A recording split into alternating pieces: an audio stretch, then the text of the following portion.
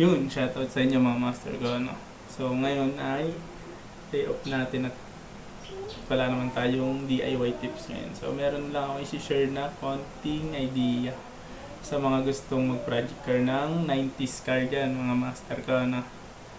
So, siyempre, ano bang dapat yung i-consider o i-check pagdating sa ating mga bibiling 90s car or old car, no? Mga master ko. So, yun. Papakita ko lang sa inyo na actual kung ano yung mga chinecheck mga master ko. So, balikan ko kayo. So, yan mga master, no? Ano nga ba ang dapat yung i-check sa mga project car natin or old car natin mga master ko, no? Kahit anong brand pa yun mga master ko, Toyota, Mitsubishi, Honda. So yun mga master ko, ang una nyong ite-check siyempre ay yung una nyong nakikita. Ano nga ba ang una nakikita natin? Siyempre, exterior ng sasakyan, no, mga master ko. Yan, papaikutan nyo muna siya. Ikutan natin kung okay pa sa inyo yung pintura. So yan, dyan na papasok si Boy Katok, no? So kung lata pa siya, master ko, no? So yun, siyempre pag goods pa ang kaha, ganda ang pintura, so, may tindig na rin. So yun, proceed ka na sa iba mo pang i-check. So siyempre yung mga gulong, check mo na din kung makapal pa siya. So yung mga master, so siyempre check mo din yung exterior na sasakyan. Yan, kung okay pa, kung maganda pa, kung goods pa sa'yo, no, mga master ko.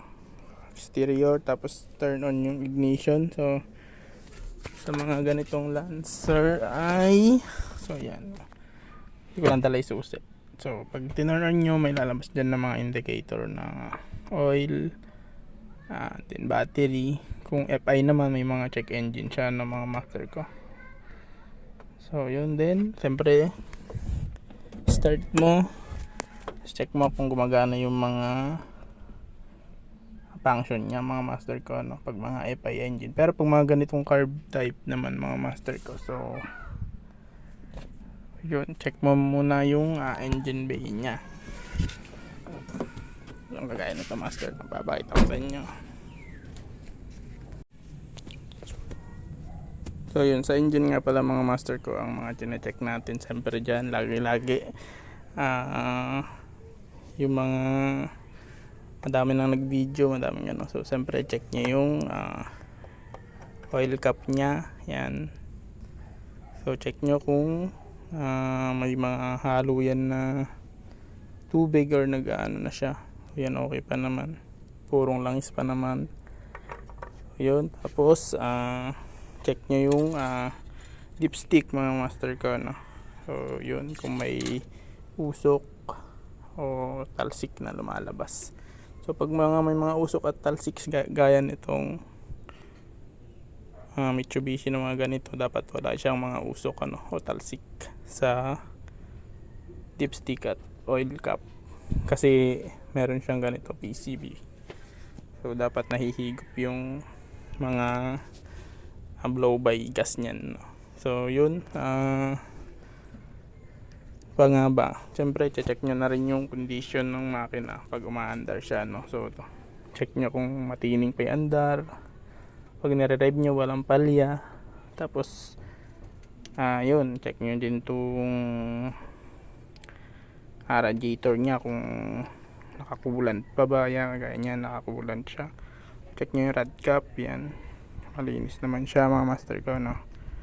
So yun, so walang indikasyon na yun, na nagkaka oil yung ating radiator mga master ko, no? So yun, check nyo pag umaandar, pag dapat wala siyang bula, walang pressure kumbaga na pumupunta dito sa ating radiator mga master ko. Tapos pipigay nyo to kung malambot siya. Tapos yung mga master ko, so syempre check nyo rin yung mga brake fluid. So So mahalaga rin yan mga master ko. So check nyo din yung mga belt, kung gumagana yung aircon system. So yan, power steering. Siyempre mga bushing mga master ko, no. Yun din, check nyo din yun. Tapos so siyempre test drive nyo mga master ko. Yeah. Test drive din siyempre. Yun. So yung pangalawa natin i-check mga master ko pag okay na yung exterior at interior nya. So siyempre dapat check nyo lagi yung papeles na bago kayo mag-proceed sa pag-check ng makina, pag-test drive, para hindi na rin masayang yung mga oras nyo, no?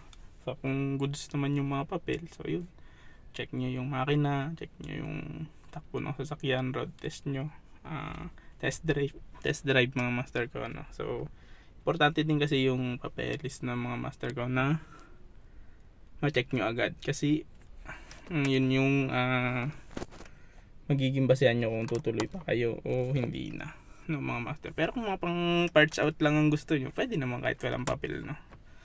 So siyempre iba pa rin pag mga project car, no, mga ibibuild nyo talaga, tapos pan daily ganun, gagamitin nyo siya. So kagaya nito, isang Mitsubishi Lancer Pizza, so yun, so pan daily, pan trabaho, pang pamilya.